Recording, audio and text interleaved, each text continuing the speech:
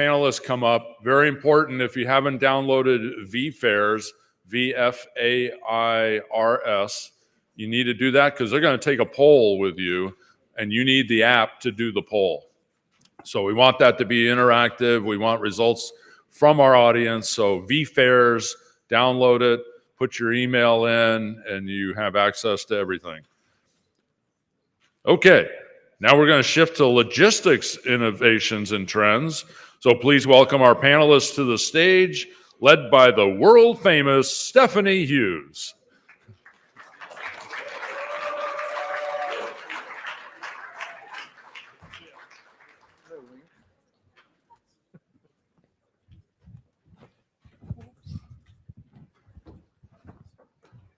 Hell yeah. Nice sitting.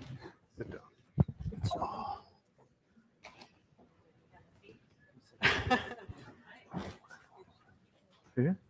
Good afternoon, everyone. Can you hear me? Am I audible? Okay. Thank you so much. It's great to see everyone. And it's been a thorough educational morning and afternoon so far. I'm just blown away by all the speakers. And it just reminds me of what the sages said. Necessity is the mother of invention, right? And we are seeing it right here before our eyes. And we're undergoing a huge transformation in our global supply chain. And we know what the drivers are, right? Geopolitical, technology improvements, the weather, and, oh, sorry. Yeah. Just want to make sure everybody has a seat. Yes. Well, anyway, so with the weather events that are going on around the world and just a need for a strong, resilient risk management environment in your supply chain. So today we'll explore how leaders are navigating and evolving this landscape into a more predictable environment. And we've brought together a dynamic group of experts who are not only responding to this change, they are driving it. So, guys, without further ado, please introduce yourselves. My name is Wayne Jacobson. I work for a company called Rolig, and I principally work almost exclusively in the renewable energy space. My name is Jeff McDonald, and I work with N&R Global Logistics. We like music, and I just have that vibe. Things just come out. So yeah, I work with N&R Global Logistics. I head up our U.S. operations, and I'm also responsible for our global strategic accounts. Hello, everyone. My name is Zara Chen. I'm a global head of business resilience consulting and also oversee supply chain risk and the resilience product development. Also a little bit about myself, and I'm based in the Netherlands. So thank you very much, and Stephanie, and also the GSC Marshall Business School for inviting me here. Actually, my experience is in the past also I supporting the company Maersk in several crisis management. That's including the ones like a Suez Canal blockade, the Russia-Ukraine situations. So that's also brought me to my current roles and focusing on the supply chain risk and the resilience of products and solutions development for our customers. So very nice to be here. Thank you. Hi, everyone. I'm Paul Asco. I am head of transportation at The RealReal. For those of you who may not be familiar with The RealReal, we are the world's largest marketplace for consigned luxury goods. So I oversee a pretty unique reverse logistics supply chain, and previously to that, I was at a business called Rent the Runway, which similarly has a very unique circular supply chain. Hello, everybody. My name is Michael Canizzo. I spent 27 years at UPS. I was vice president there of customer solutions. I left there a few years ago. I'm now the chief commercial officer for a company called OnTrack. And OnTrack, if you don't know it, does end-to-end delivery as well. They compete with like a UPS. It's good to be here. Thank you. Great. So let's begin by exploring the geopolitical and global tensions that Zara mentioned earlier that are really reshaping the world of logistics as we know it. Zara, we'll start with you. You've spoken about the concept of compound disruption. How is Maersk helping its company, the clients that they have, adapt to the environment where disruption is not only continuous but multifaceted? Well, that's a very good question. So actually, I will start with the compound disruptions concept first. So if you follow the global economic forums, and they actually every year they release the report about the global risk report, right? So in 2023, they actually in their report they introduced the concept, a new term that's called the polycrisis. Actually, they use that terms to describe the evolving natures of disruptions that we see nowadays. More complexity, and also more interconnected, and more compounding. So that is what we see nowadays. And if you use the COVID as actually, this is a very good example. If you think about what happens with the COVID, actually, it's not just about the pandemic management, right? The challenges things that we see. It's also intertwined with the geopolitical tensions, labor shortage, port congestions, and also the local health policies that's caused these lockdowns, right? That's what we see. And also because of that, that makes it very difficult for us to really predict what's the impact, and also even to predict the lead time, right? So actually, from Maersk's side, we developed this supply chain resilience model. This is a kind of a framework focusing on the impact-based approach. Actually, this is also a lessons learned for us from the COVID. So before the COVID, before the pandemics, I believe many businesses also develop their contingency plan based on the risks. So they will try to identify what could disrupt their supply chains and what could disrupt their operations. Then based on the different risks, they come up with the plan. Applying for fire, applying for flooding, applying for pandemics. However, what do we see in the COVID? Because actually it's in the COVID proof this kind of planning is less effective, because you can't really predict the COVID situations that caused the widespread lockdowns and even the global supply chain issue.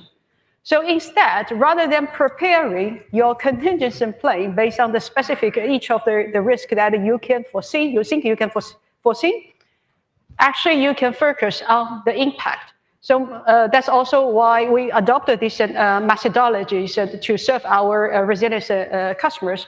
So actually, we help customers to identify what's the key dependency, the choke point that you have in your supply chain, and also to help them developing the viables and alternative solutions in case they lost of this dependency. So when we say the dependency, it could be the dependency like the critical nodes we're seeing nowadays, Suez Canals or Red Sea, or these the Panama Canal, right? But also could it be key critical DC distribution centers, or even could be the critical equipment that you use, or critical components or raw material that you use in your productions. So that's the key dependency we are talking about, and important to build up the alternative solutions around that. Then you have the chances to really prepare for anything rather than everything. Great. That's a great frame of compound disruption. That's quite compounded. And thank you for that. We'll go over to you, Michael. Just given the sourcing pattern changes and, of course, the new de minimis, the removal of the de minimis, how do you see your customers impacted and sourcing patterns changing? Sure. That's a good question. So tariff seems to get all the headlines, right? Everyone talks about the tariffs, but how many people in this room know what de minimis even means? These are our people, all of you. It's so good because that really hits a large component of customers, right? The folks that do e-commerce shipping from outside of this country. You go to any other party with my friends and they talk about tariffs and you go, you know what? The real problem is the de minimis. And they look at you like they don't know what you're talking about and they walk away, right? But that is, and you're still like, well, wait a second. It started in 1938. It's super interesting. And if you think about it, the de minimis changes were really few and far between, right? There's maybe 5 major changes, between 1938 all the way to 2025. And then in 2025, there's like 9 different announcements that came out about de minimis. And meanwhile, there's a whole industry that is designed to get products under $800 to your door without paying any taxes. And there's Temu and TikTok and Shein that built a business model on that everybody that's doing business on an e-commerce platform competes with. And that has completely changed, completely gone upside down. So we know China and Hong Kong went into effect in May, and the rest of the countries at the end of August, I believe, are going into effect. That is impacting, and I'll get to this quick, but it's impacting the pricing models. To me, this is like a tidal wave that if no one's thinking about it in terms of how it's going to hit your business, they're mistaken, because those whole businesses are changing their structure completely, from their pricing to how they carry the inventory, to the final mile delivery. And instead of sourcing from China and putting small parcel US domestic shipping labels on those boxes from China, maybe a longer haul, it gets into the US and goes into the system. All that inventory now, this is a broad statement, not all of it, but a large portion of the shift that I've seen with customers is they're bringing it into the US. So you have 3PLs. If you run one in here, you're probably bursting at the seams with opportunity, because all that inventory now has to sit here or in micro hubs. And another change, it's just happening at the perfect crossroad of change when the post office made changes to what they're doing. So that's a disruption. If you were delivering final mile that way, UPS adjusted too with SurePost and so on. So all this change hitting at exactly the same time makes it very, very challenging. I think one of those things to try to address it is just how do you source, right? How is sourcing impacted? So more to come on that, I'm sure, in terms of sourcing, but good big changes from the de minimis. Fantastic perspective, and I'm sure everyone enjoys hearing that because it's not spoken about enough. So let's go to my favorite topic, renewable energy. Sure. Wayne, I have solar panels on my rooftop. Yes. How is the upstream situation as far as the sourcing? And we all know where most of solar panels are manufactured and whatnot, right? So diversification is critical. How should companies rethink sourcing strategies? Well, I think we've seen a lot of dual sourcing and diversification. I think within the renewable energy space, it's a lot of project business, and there's a lot of money tied to it as well. And certainly with that is the knock-on effect of penalties and so forth. So we are sitting down with customers working on a lot of the what-ifs, using modular playbooks and some technology that we've built into it, just to help to be ready for some of those challenges. I mean, you can't predict what's going to happen with the Suez Canal and weather patterns, for instance. But we use a lot of that, and we find that that's really helpful. We don't necessarily make decisions for them on where to go, but we certainly can, as a partner of theirs, give them guidance on where some of the most interesting countries are. Some of the stuff is so specialized that you really are limited in where you can source your product from, but there are certainly certain aspects and products within the renewable energy space that you can, and we're seeing a lot more change in that respect. Excellent. That's good to know. Paul, how have global trade tensions impacted your supply chain operations? So the RealReal is a bit of an interesting case, as I've been here all morning and listened to everyone's horror stories. We're actually in some ways a tariff winner, as crazy as it is to say.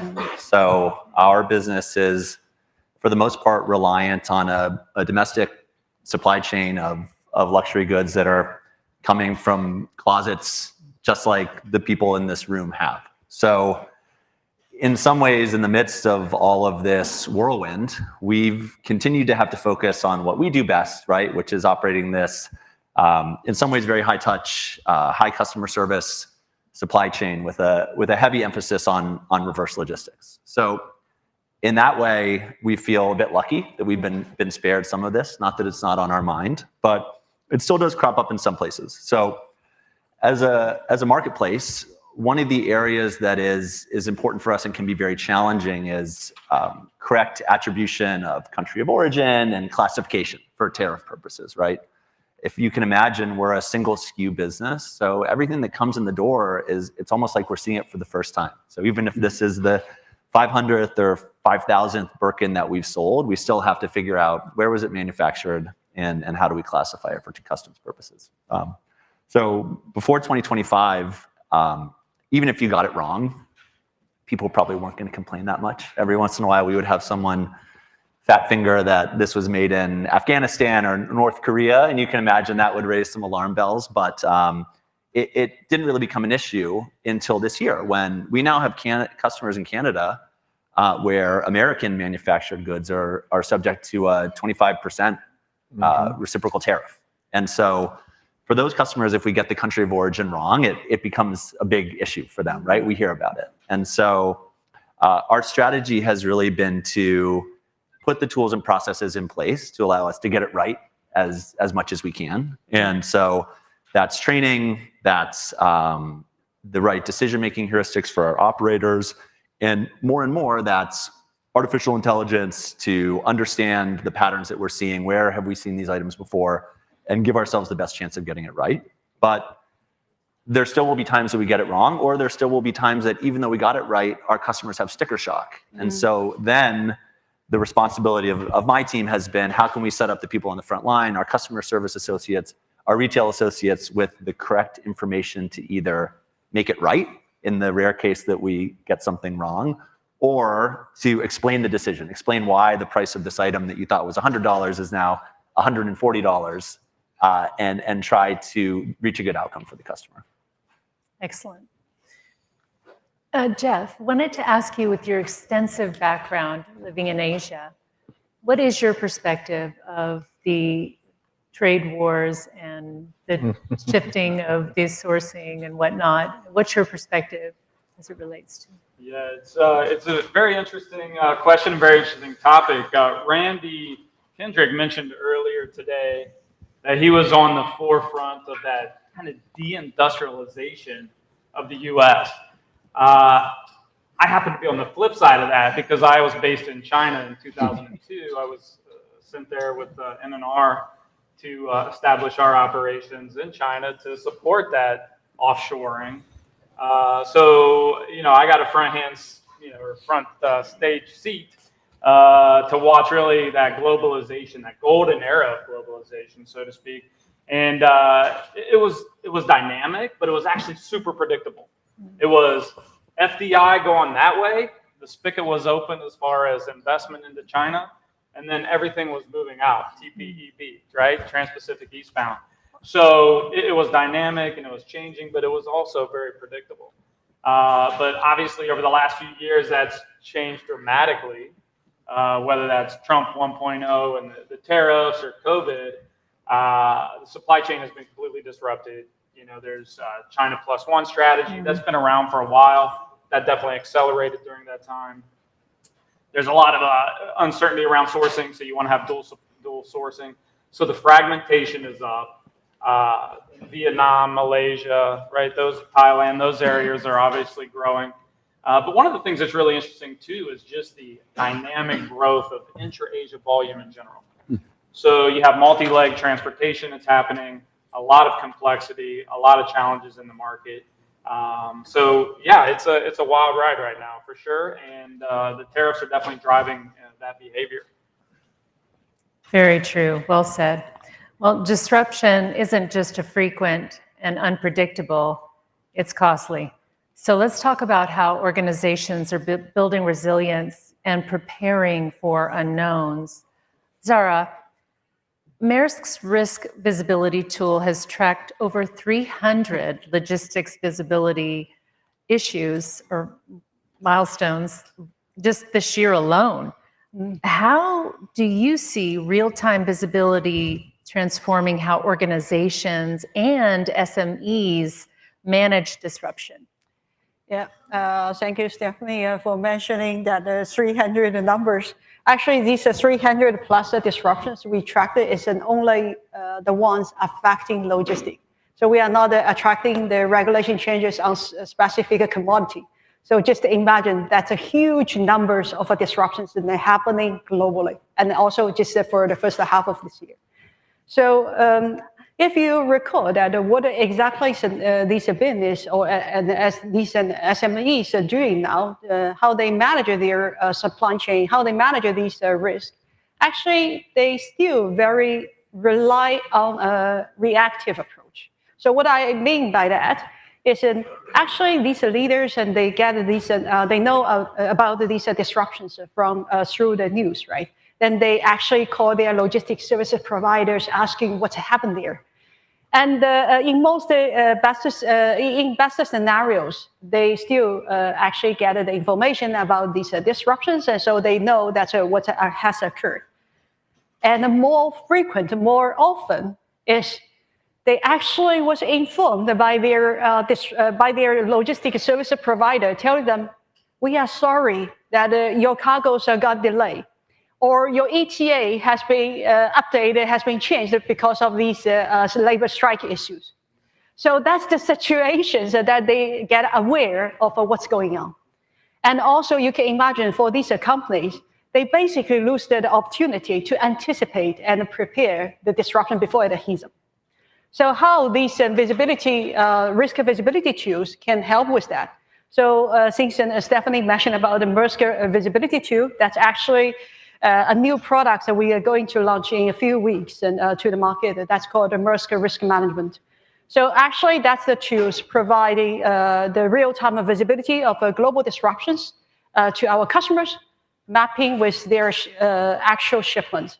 So to the customers, to the users, they are not only just to know, okay, what's the real-time exposure, but also we try to provide them the actionable insight instead of just a stream of the news. That's very important. What we try to do here is to help our customers moving from knowing what's happened to knowing what to do about it. So think about these port congestion or these scenarios. It's good to know that there is a congestion exist, but it's not good enough because it won't automatically tell you that, okay, how many days delay that your cargo suffered, right? Or you have a bookings and that you're arriving in 30 days. What are you gonna do with that because of this congestions today? It won't tell you. So that's what we try to do through our tools, through our solutions to offer to our customers. So a strong risk visibility tools really can help a customer to stay ahead of the curve, to help them knowing what's coming, what's the impact to their cargo, and most important, what kind of actions that they can consider to take to mitigate, to avoid the situation, avoid these disruptions. So just back to the questions here. So actually what I see, the risk visibility tools actually bring two valuable assets to the business and to the SME, time and options. Excellent.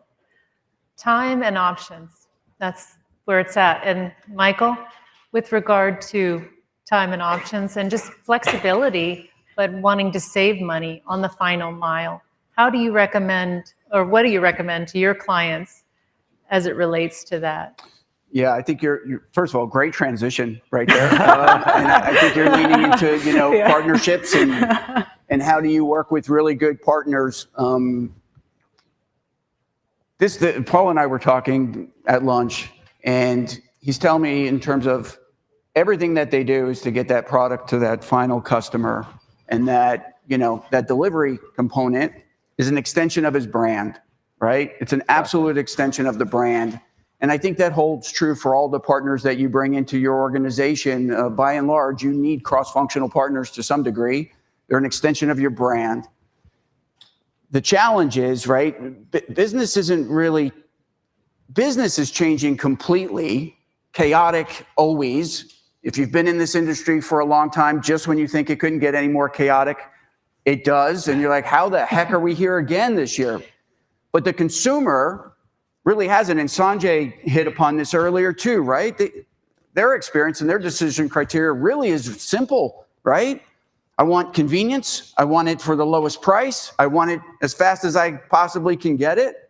and I want reliable service. That has just not changed. So it's the partners that you're gonna hook up with that are gonna drive the difference.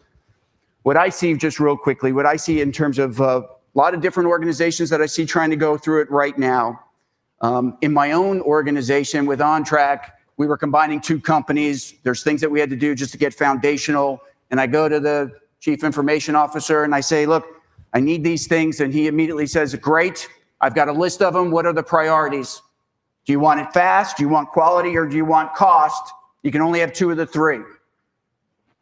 What? I'm your internal customer. I can't have all 3 of those things? Nope. Pick 2. And I think that's the same deal here when you're picking your partners. If you can find somebody that has quality, cost, speed, and coverage in the final mile that does it better than anyone, good for you. Go with that. But then the ones that I see it say, well, if I can only pick 3, what are my top 3? And you diversify your strategy based on that, based on those priorities. I've seen folks do maybe too few. If you do too few, it's too risky. You don't have contingency plans in place. What struck me this year more than ever is that I've seen companies do too many because the options just seem to be coming. The AI options seem to be coming. So now you're working with 3 different AI companies. The final mile delivery just seems to be coming because some have gone out of business, but other regionals, man, folks are dumping money into those. So they're giving away those packages. It looks attractive. I take it. So now you got 12 different carriers backing up to your door. So I think too many is also too risky. And it's finding that line and that balance to find the one that fits with you and your long-term strategy and not rushing to it. That's excellent. Wayne, speaking of the right fit and what works best, how would you implement scenario planning without overwhelming your teams? Well, I think one of the things that we try to do is, I mean, the one thing that's absolutely guaranteed is we are in a predictably unpredictable world. And so there's too many things that go on. So what we try to do is focus on the 3 to 4 impactful what ifs and try to build, whether it's using a digital twin or a modular sort of playbook that we put together, we try to have a look and sit down with our customers and figure out where are the most critical pieces of their supply chain. So we can't plan for everything, and we don't try to. And I think to Mike's point, that's what a lot of companies do. They've got too many options and they don't know which ones to pull. And so what we found is it helps us not only be impactful, but also respond quicker. And that's where a lot of it lies, is being able to turn those levers very quickly and help solve the problems and get things going. And obviously that trickles down to delays. And for us, a delay in our world is very costly to everyone. So that's kind of what we're doing. Price to pivot. Yeah, 100%. Paul, how do you structure your parcel carrier network to maintain the flexibility without driving up cost? Yeah, so parcel is, I would argue, a bit unique in that it's a world where adding flexibility can sometimes also reduce cost, right? If you're just working with one supplier or maybe 2 suppliers, what I've found is that you end up giving away a lot of that pricing power oftentimes, and you get yourself into a bit of a frog in the boiling water situation where you wake up 3 or 4 years later and all of a sudden you're paying quite a bit more. So a happy outcome of the risk management, the resiliency building that we've done at the Real over the past 5 years or so has been that not only are we in a better position to serve our customers, but we've actually been able to drive down our costs quite a bit. And so I think, Michael had a great point about finding that sweet spot between too many and too few. And I think it can be very tempting to say, there's all these wonderful offers out here. Let me get 4, let me get 5, let me get 6 partners. But I think what sometimes businesses don't think about is that there's also a cost to that complexity, right? And so it could be the cost of the infrastructure needed to support multiple carriers. It could be the cost of the personnel and the internal systems necessary to manage them. But also, if you're building this network, you want to be able to take advantage of it, right? It doesn't make sense to have 5 carriers if you're just going to set it once per year and then revisit it when you're making your annual plan. So what I would say as a as a business is, yes, we want to diversify. Yes, we want to build resiliency in our supplier base, but we also want to be sure that we have the internal tools and capability to really take advantage of that and make sure you're getting good value out of that decision.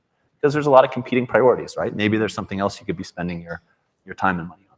Sounds like a very smart playbook.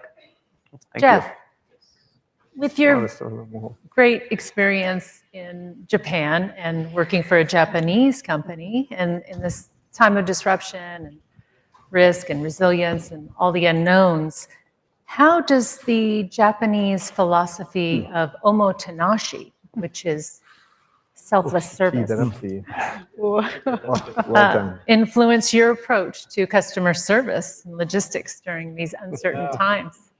Well, that's a very nice question. I think my team here is very excited. They're like, oh, omotenashi. Oh, Omotenashi! Thank you so much for bringing this up. Stephanie-san. Arigato gozaimasu. Yes, The shaman is here. Don't touch my mustache. they're kind of sick of hearing it, but it's kind of funny because when Sanjay was talking earlier from Starbucks, he mentioned Toyota for manufacturing. He mentioned 7-Eleven for supply chain, and particularly within the convenience store space in the U.S. And I'm always preaching at NNR that NNR becomes the benchmark for omotenashi, right? We become that catchphrase for just like Toyota or 7-Eleven is for supply chain, but NNR really actually changes the industry through driving this this culture of omotenashi. And it's kind of a hard word to translate into English. You just kind of experience it or feel it. So I don't know how many people have been to Japan. Many? Few? Few? Yeah. So it's kind of like one of those things when people say like, oh, I'm not sure if this should, how should this be rated? Should my kids watch it? Is it good or is it bad? It's hard to define it, but when you see it, when you go to Japan, when you're there that there's omotenashi.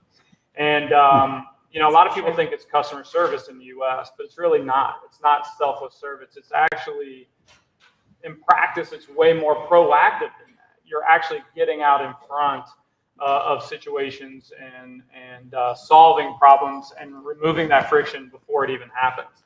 I was checking into a hotel. We own hotels as well in Japan. And I was checking into a hotel and I thought, oh my gosh, this is a perfect example.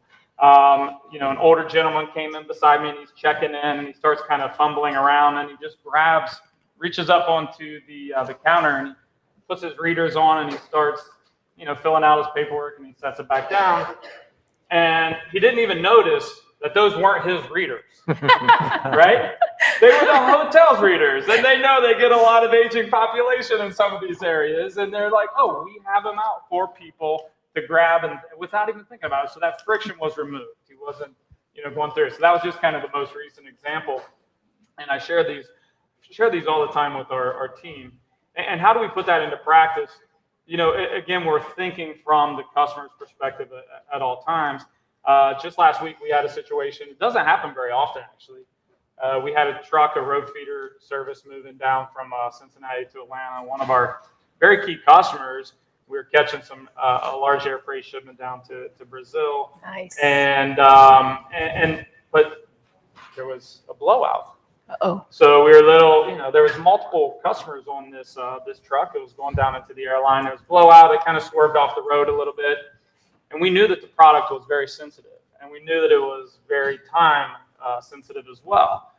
So, we notified the client. We have very good response times with that. But the thing that they didn't expect to happen is we said we've already booked a flight for our account manager to meet the truck there, because we know that you're not going to be satisfied with us just telling you that the cargo's okay or getting pictures from the airline terminal that the cargo's okay. We'll send our people down that know the product. We'll make sure that it's good to ship. We'll do that in advance. Again, doing something before the customer asked was really what, omotenashi means to us. And we're a service industry. That's all it is, right? We're a people industry and a service industry. So culturally, we bring that out and make sure that we deliver that for our customers every day. That's awesome. It's great Good share. job, Jay. Hey, while I have everybody, could you get out your phone and get on the vFairs app? We have a quick poll question for you.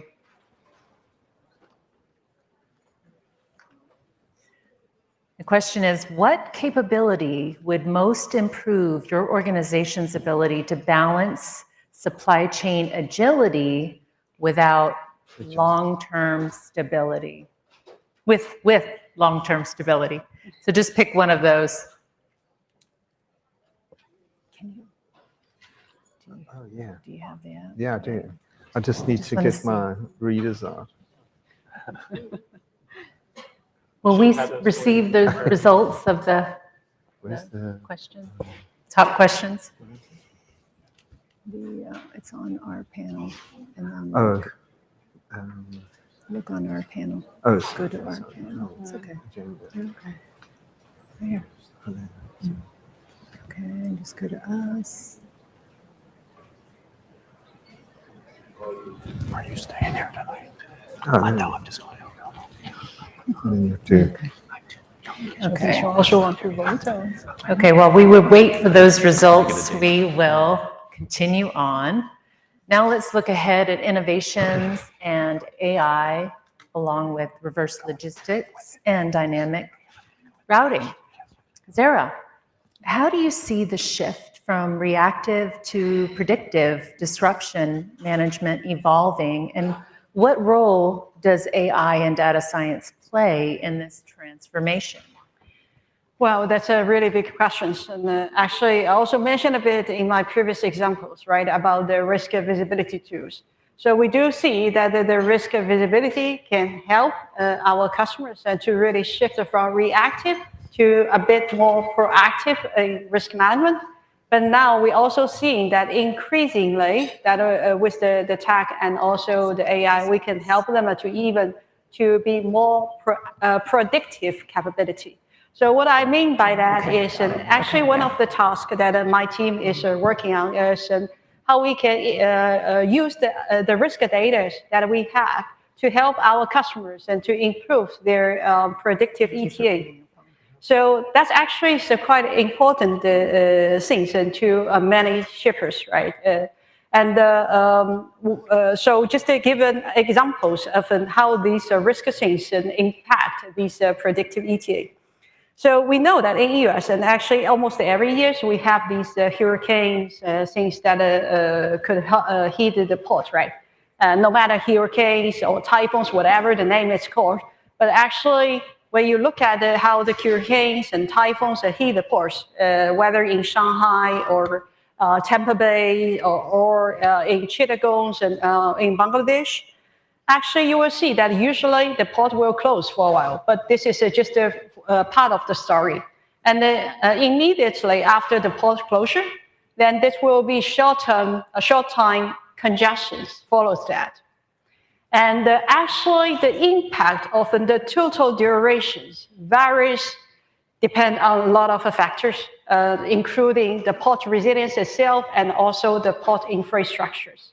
So you can imagine if you have these risk data and to capture the impact and also to capture together with the climate data, you can actually help customers to better predict the impact by these hurricanes and typhoon situations.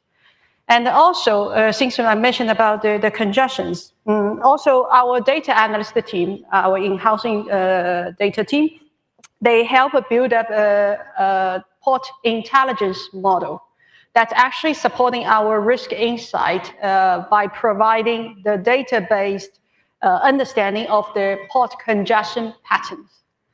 So actually for that once, and I mean, a lot of solutions that are available in the market are saying that they can provide these congestion data. And then you will find that all these congestion data is completely different.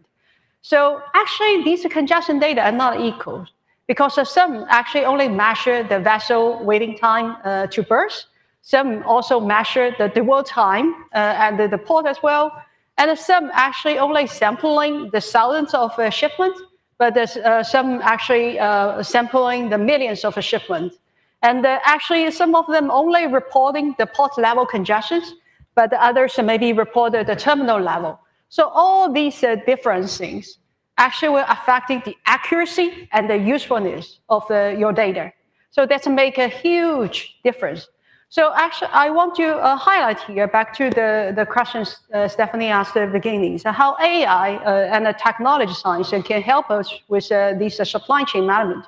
We do see one side, actually with this AI, with this huge data, we have suddenly have the capabilities to even to improve our operation efficiency and improve the risk monitoring efficiency. We are more efficient to collect this data.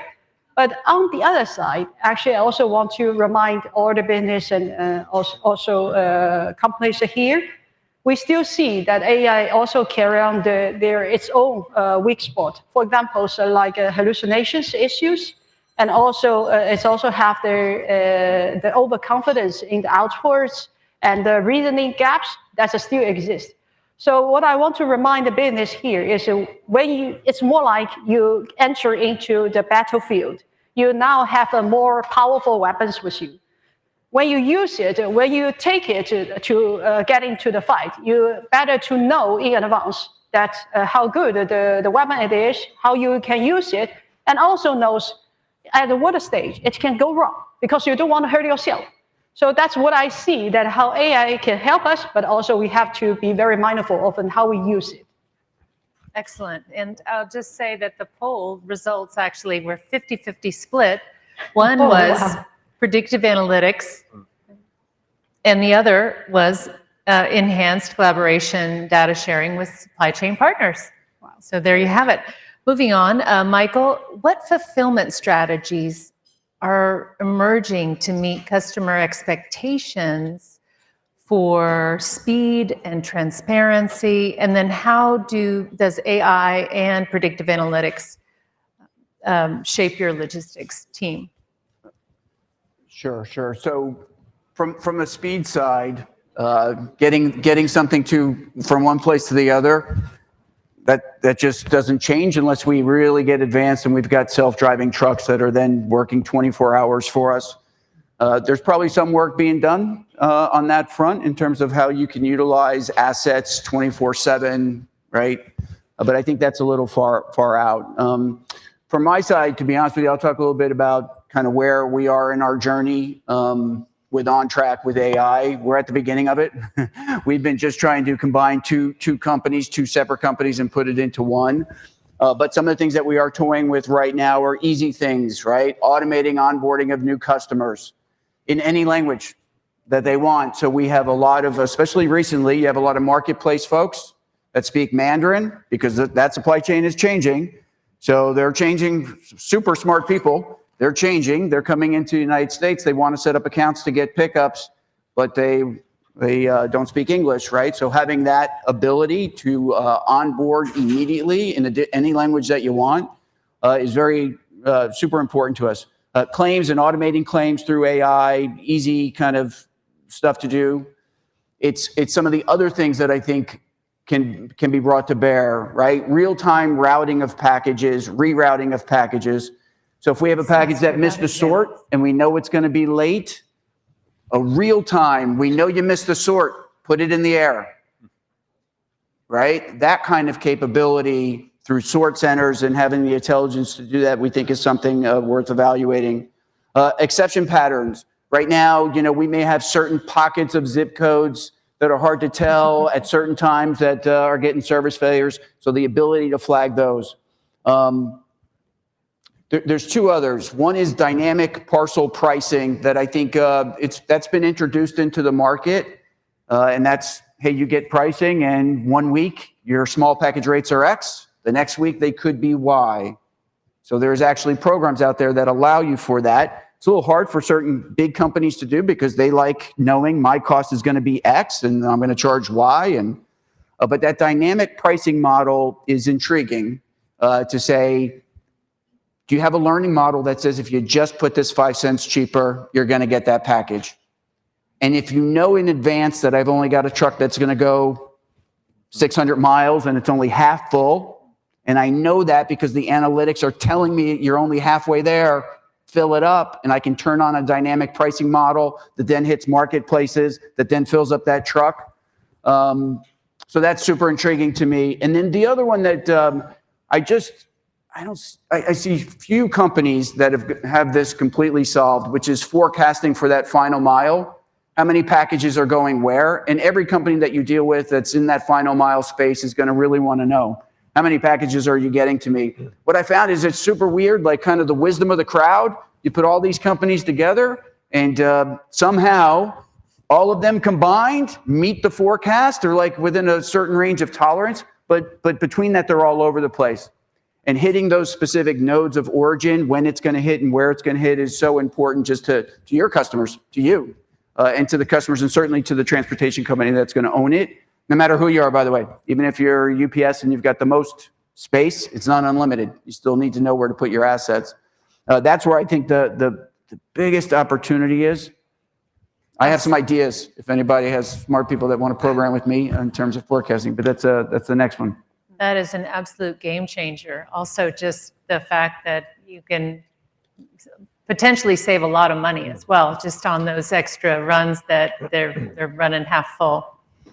So Wayne, you spoke about digital twins earlier.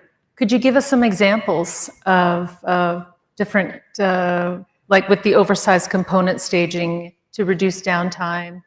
Yeah, so we're seeing a lot of opportunity to use digital twins to, whether it's positioning of cranes, for argument's sake. In our world, we use a lot of heavy equipment, and using some of that modeling will help us understand what we need to have when, and particularly when it's just used for one purpose. Mm-hmm. It really helps. It helps the customers cut a lot of the costs out. I think one of the things that, just being here and listening to, I must say this year, this is my 11th year that I've been coming, and I think the content this year is by far the best, or most relevant at least, to the wider audience. And I think one of the biggest challenges is what technology or do you want to go after? I think we're fortunate in our organization. We have two companies that we spun off, Cargo Nerds and Logineer, and both of those companies, their main focus is developing technologies for us, not only to use in-house, but we actually it's available in the industry as well. And then also beyond that is, we're a non-asset-based organization, is finding the right partners, because you can have all the best intentions and inside your own organization, but if your partners are not set up for success as well, the information just stops right there. So that for us is critical. And whether it is a trucking company, whether it's a crane operator, it's lovely hearing what the vessel operators are doing as well, because we're reliant on them too. So I think that whole ecosystem and bringing the information together is a big part of it. That and interdependency. 100%. Yes, absolutely. Yes. Let me just ask Paul, yeah, go for it. With regard to the first and final mile, how are you helping your clients have a premium customer experience? Sure, it's a great question. Thanks. So for the Real, given that we're dealing with goods that are oftentimes very personal, very expensive, trust is an essential part of what we do. But I think trust is important to all businesses, right? Like Jeff, the anecdote that you just gave about that trailer, that's a matter of building trust, right? So I think I'll talk a bit about that, but I don't think it's unique to our business. I spend a lot of my time thinking about our reverse logistics supply chain in particular. The Real, like all marketplaces, our revenue is really driven by the amount of supply that we can bring in. So it's not just about using our logistics network to get from point A to point B, but it's using it as a strategic tool to really grow our top line. So an interesting thing about us is that historically, we've always had a large sales force that's out in the field, getting to know our customers. So when you talk about trust, this is someone who maybe has been to your house, has looked in your closet, can advise you on what you may want to consign. But there's a lot of great things about that model, but you can probably understand that one thing that's not so great is that it can be difficult to scale, right? That's a very specialized position. You want to hire good people into that role. And so as the business has grown, we've had to look for ways to scale that reverse logistics network without continuing to have to find these very specialized roles. So one of the opportunities that we've been leaning heavily into in the past year or so is this emerging class of what I would call almost on-demand reverse logistics specialists. So this could be an Uber or a DoorDash, or getting heavily into this world. We work with a company called Sway based here in Los Angeles, which we're big fans of. And it's a way for us to really expand our coverage area outside those core metros of New York and Los Angeles, and offer something that still feels like a very premium experience. But there was a big challenge around trust. You're going from a world where you had a person you knew coming into your house to take your watch, to a complete stranger. And so we've really had to invest very heavily in ways to preserve some of that feeling of trust without having the very high cost model. So we've built ways to, right, we want to have the picture of who's coming. We want to have his or her name. What kind of a car are they driving? What's the license plate, right? So you know, is this the right person? We want to tell you when they'll be here. You have that Uber experience of seeing them come around the block to your door.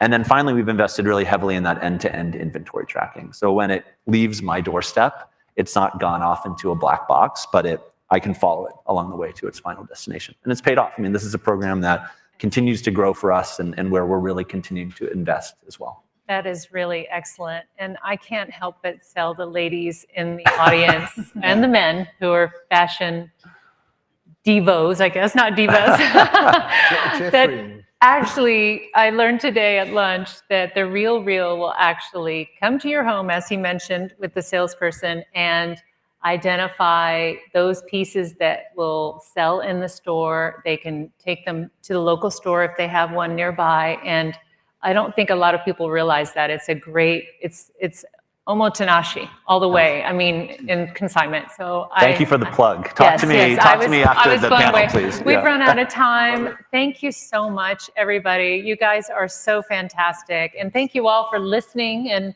participating in the poll. Have a wonderful evening.